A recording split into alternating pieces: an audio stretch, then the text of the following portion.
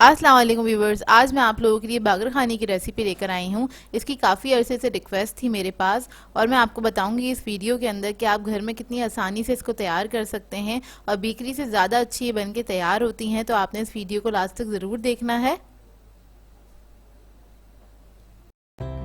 अगर आप मेरे चैनल पर नए हैं तो मेरे चैनल को सब्सक्राइब करें और साथ ही साथ बेल आइकन को क्लिक करना ना भूलें। इससे मेरे आने वाली हर वीडियो की नोटिफिकेशन आपको सबसे पहले मिलेगी। मेरी वीडियोस अच्छी लगे तो उसको लाइक करें और इसको शेयर भी ज़रूर करें।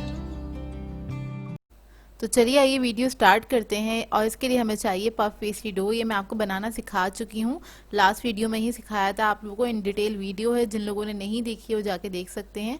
अच्छा, इसके लिए हमने फ्लोर पे काउंटर पे अपने मैदा डस्ट कर दिया है और इसको हम टैप करके हल्के हाथ से टैप करेंगे और इसको हम बेलना स्टार्ट करेंगे। हल्के हाथ से बस आप इसको टैप कर लें। और याद रखिएगा, इसके लिए जो आपको डो चाहिए वो रूम टेम्परेचर पे होना चाहिए। अगर आपने फ्रीज किया हुआ है तो उसको आप निकाल दें 2-3 घंटे पहले। बिल्कुल सॉफ्ट डो होना चाहिए, तभी आपकी बागर खानियाँ जो हैं वो अच्छी तैयार होंगी।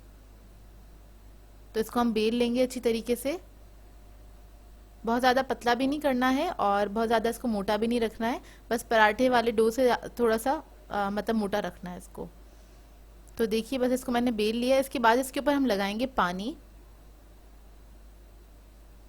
अच्छा, इसके अंदर मैं अंडा नहीं इस्तेमाल कर रही हूँ, अंडे के बगैर ही बनाना बता रही हूँ आप लोगों को। और ऊपर भी ब्रश नहीं करूँगी, अंडे की इसमें ज़रूरत नहीं है। तो पानी लगा लें इसके ऊपर अच्छी तरीके से, ताकि ये इसको हम रोल करेंगे तो ये अच्छे से स्टिक हो सके। तो बस इसको हमने रोल करना है कि स्प्रिल सा बनाना है इसका। तो देखिए, बस इसको हम रोल कर रहे हैं इस तरह से। हल्के हाथ से बस आपने इसको रोल कर देना है। और रोल करके अगर ये थोड़ा सा मोटा लग रहा है आपको, तो आप इसको इस तरह से अपने हाथों की मदद से हल्का सा बड़ा कर लें, इस तरह से रोल करते करते। और इस तरह से ये थोड़ा सा स्टिक भी हो जाएगा अंदर से। अब इसके बाद हम इसकी कटिंग करेंगे। तो मैं ले रही हूँ तकरीबन 1.5 इंच के बराबर के पीसेस। अच्छा, ये आपके ऊपर डिपेंड करता है, आप बड़ी बना रहे हैं बागर खानियाँ या छोटी बना रहे हैं। तकरीबन 3 साइज़ की होती हैं, 3 से 4 साइज़ की। मैं मीडियम साइज़ की बना रही हूँ, तो मैंने 1.5 इंच के बराबर रखा है। तो ये देखिए, स्प्रिल इस तरह से बन जाएगा इसका। तो ये सारी मैंने कटिंग कर ली। इसके बाद क्या करेंगे, हम एक पीस उठाएंगे इसका और इसको हमने हाथ से इस तरह से प्रेस कर देना है, हथेली की मदद से इस तरह से प्रेस करके आपने साइड पे रख देना है।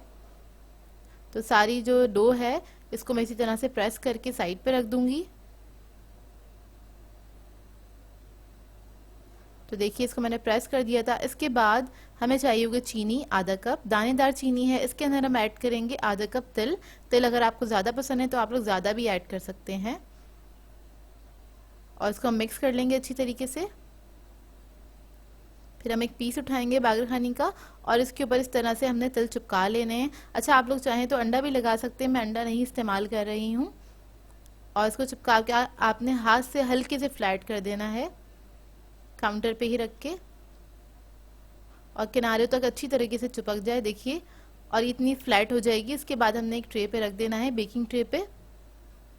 और इसको मैंने ग्रीस नहीं किया हुआ है ट्रे को। तो इसी तरह से मैं सारी तिल और चीनी लगा लूँगी। आप लोग चाहें तो तिल वाली भी बना सकते हैं, खाली तिल वाली भी होती हैं जो बगैर चीनी की होती हैं। और चाहें तो चीनी के साथ भी बना सकते हैं, आपकी अपनी चॉइस है। तो देखिए, इसी तरह से मैं सारी तैयार कर लूँगी। अभी मैंने तैयार कर ली हैं। अब इसको मैं बेक करने के लिए रख दूँगी। 180 डिग्री पे बेक होंगी ये 30 to 35 मिनट्स के लिए। और जो लोग इसको पतीले में बेक करना चाहते हैं वो लोग पतीले में भी बेक कर सकते हैं। बस 10 मिनट थोड़ा सा ज़्यादा टाइम लग जाता है, 40 to 45 मिनट्स लगेंगे उन लोगों को। तो ये देखिए, बेक होकर आ गई हैं। बहुत ही खस्ता करारी, बेकरी से ज़्यादा अच्छी तैयार होती हैं, क्योंकि आपने डो भी घर में बनाया हुआ है और ये भी आप घर में तैयार कर रहे हैं। तो इस रेसिपी को ट्राई ज़रूर कीजिएगा। बहुत सिंपल सी है, बस जो मैंने आपको स्टेप्स बताए उनको आप फॉलो करेंगे तो आप आसानी से तैयार कर सकते हैं। तो ये देखिए, इसको आपने अच्छी तरीके से बेक करना है और इसके ऊपर भी जब अच्छा सा कलर आ जाए तब आपने इसको निकाल लेना है। तब इसको मैं निकालूंगी। आप लोग चाहें तो इसको एक एयर टाइट बॉक्स में करके रख सकते हैं।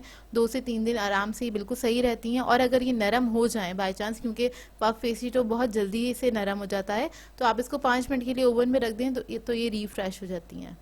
तो ये देखिए, बहुत ही मज़ेदार बनी थी। इसको ट्राई ज़रूर कीजिएगा। मैं आपको तोड़ के दिखाती हूँ। बहुत खस्ता करारी तैयार हुई थी ये। तो ये देखिए, सारी लेयर्स इसकी अलग हो रही हैं।